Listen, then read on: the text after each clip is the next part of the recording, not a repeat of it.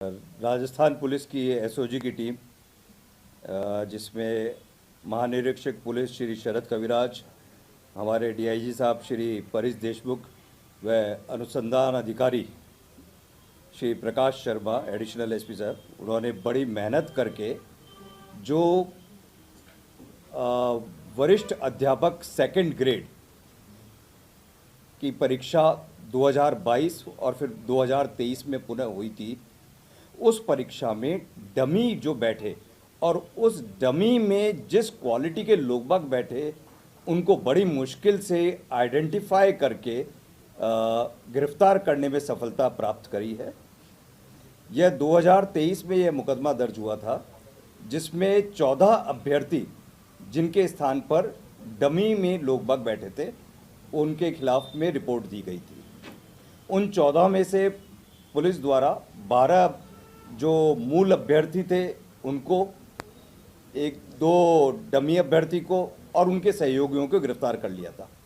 सबसे बड़ा चैलेंज जो एसओजी के सामने था वो ये था कि मात्र फ़ोटो, सिर्फ आदमी की फ़ोटो है, क्योंकि उस टाइम में क्या होता था कि जैसे आपको एग्ज़ाम देने जाना है, आपका जो एडमिट कार्ड है, आप उस एडमिट कार्ड के ऊपर आपकी स्वयं की फ़ोटो लगाएंगे, क्योंकि एग्ज़ाम सेंटर के अंदर मात्र रोल नंबर जाता था, किसी का फ़ोटो नहीं आती थी। तो इसलिए यदि मेरे को डमी बन के जाना है तो मैं धड़ल्ले से अपनी स्वयं की फ़ोटो लगा के वहाँ पे जा सकता हूँ। यहाँ तक कि केसेस हमारे पास में ऐसे आए हैं कि महिला कैंडिडेट की जगह पुरुष व्यक्ति ने जाके एग्ज़ाम दिया हो। तो हमारे पास में सबसे बड़ा चैलेंज था कि ये फ़ोटो तो हमारे पास में आ गई, जो एडमिट कार्ड पे उसने लगा के सबमिट करी है, वहाँ पे अटेंडेंस शीट में लगा के सबमिट हुई है, लेकिन इस फ़ोटो से किसी व्यक्ति को आइडेंटिफाई कैसे किया जाए, पहचान कैसे की जाए।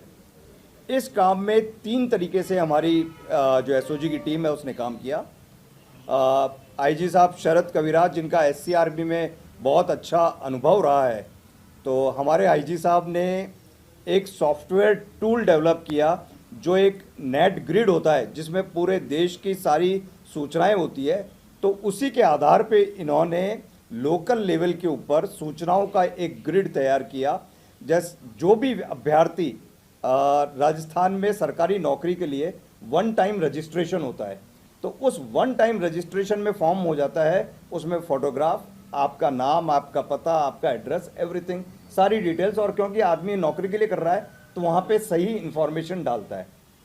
इन्होंने वो डेटाबेस कलेक्ट किया। उस डेटाबेस में जो हमारे पास में ये फ़ोटोग्राफ्स थे जो डमी कैंडिडेट्स के, उसको उससे मैच करवाया और इसके आधार पे हमने कुछ क्रिमिनल्स को आइडेंटिफाई किया।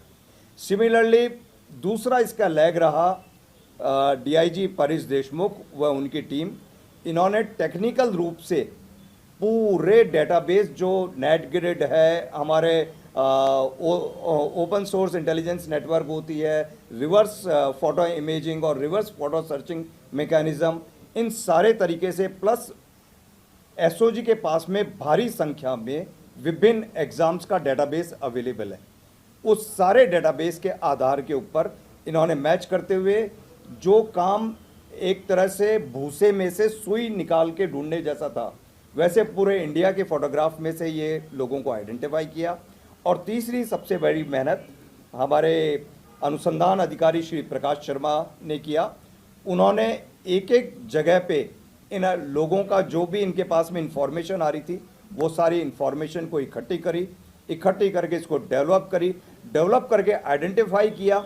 और यहाँ तक कि ये जो लोग हम लोगों ने फ़ोटोग्राफ के आधार पे जो टेक्निकल आधार पे करे, इन सब की भी एक एक की लोकेशन आइडेंटिफाई करी।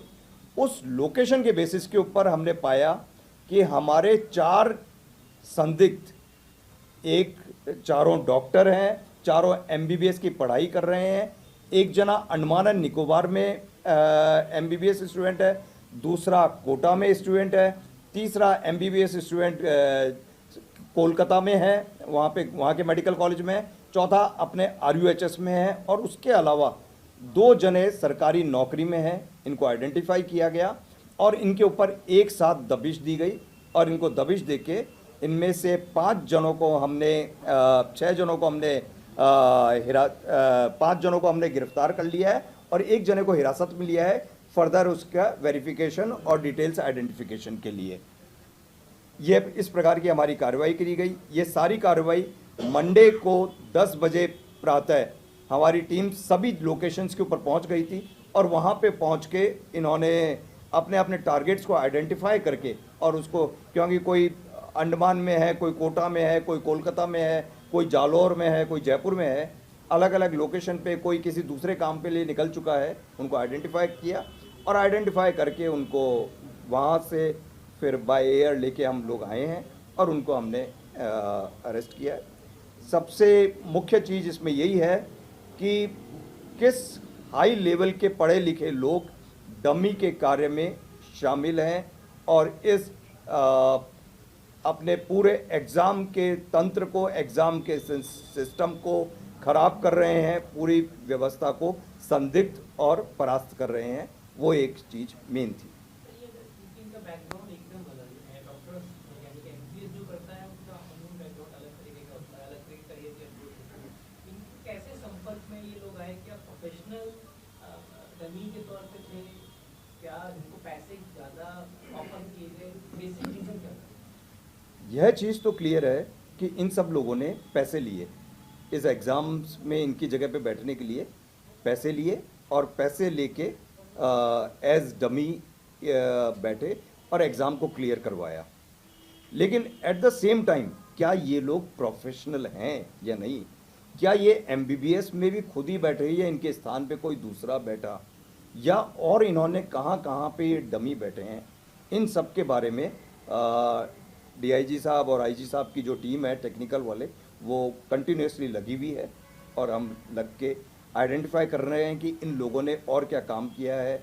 अभी ये क्रिमिनल सारे आए हैं यहाँ पे जितनी भी जगह, अब इनसे पूछताछ होगी, पूछताछ में हम फर्दर डेवलप करेंगे। आपने कहा 2 डॉक्टर हैं, 3-4 डॉक्टर हैं। वो कहाँ जॉब कर रहे हैं? नहीं, एमबीबीएस के स्टूडेंट्स हैं, अभी फाइनल ईयर एमबीबीएस के स्टूडेंट्स हैं। सर, वो कितने लोगों को गिरफ्तार किया गया है? डमी के इंसिडेंट कितने हैं? जैसे आपने बताया 14 उनके सहयोग करता है, इनके टोटल सर कितनी संख्या है? देखिए, ये 14 डमी आइडेंटिफाई किए थे, उनके ऊपर हमने एफआईआर रजिस्टर हुई थी। इन 14 की जगह 28 लोग डमी बैठे थे। 2 पेपर थे, हर एक पेपर में नया आदमी। मेरे यदि 2 पेपर हैं, एक साइंस का पेपर है उसमें अलग और एक जनरल नॉलेज का पेपर है उसमें अलग डमी। मतलब कि एक्सपर्ट के हिसाब से कि ये आदमी जनरल नॉलेज का एक्सपर्ट है तो इसको मैं इसमें डमी बैठाता हूँ, ये आदमी साइंस का एक्सपर्ट है तो मैं इसको डमी बैठाता हूँ।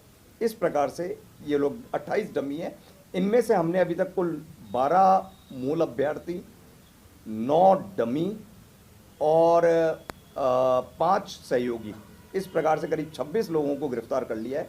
अभी हमारे रेडार पे, हमारी चेन के ऊपर और भी बहुत सारे अभ्यर्थी हैं, उनके बारे में हमारी टीम्स शीघ्र ही और कार्रवाई करते हुए भारी संख्या में अरेस्ट करेगी। अभी 5 ही अरेस्ट हुए थे, 6 हुए थे। हाँ, 5 अरेस्ट किए हैं। 6ठे को हम वेरीफाई करेंगे, उसके लिए हमने रोक रखा है और जैसे ही वो 6ठे को हम लेके कोलकाता से जयपुर के लिए टीम रवाना हो चुकी है, लेकिन वेरिफिकेशन करने के 4 तो डॉक्टर थे, 3 डॉक्टर्स, चौथा वो डॉक्टर वहाँ कोलकाता वाला जिसके बारे में कुछ वेरिफिकेशन करना है। 4 डॉक्टर हो गए थे, बाकी टोटल 2 सरकारी टीचर है। सर, एक तो पीछे कोई लोअर है जो एग्जाम दे रहा है,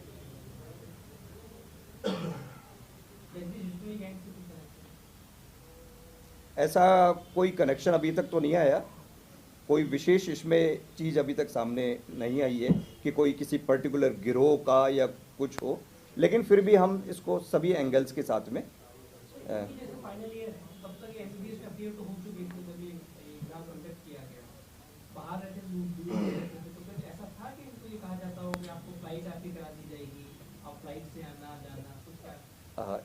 इस प्रकार के तथ्य सामने आए हैं कि इसमें इन्वेस्टिगेशन में कि इनको सारा जो भी फैसिलिटेशन है एग्ज़ाम का वो पूरा का पूरा करवाया जाता था।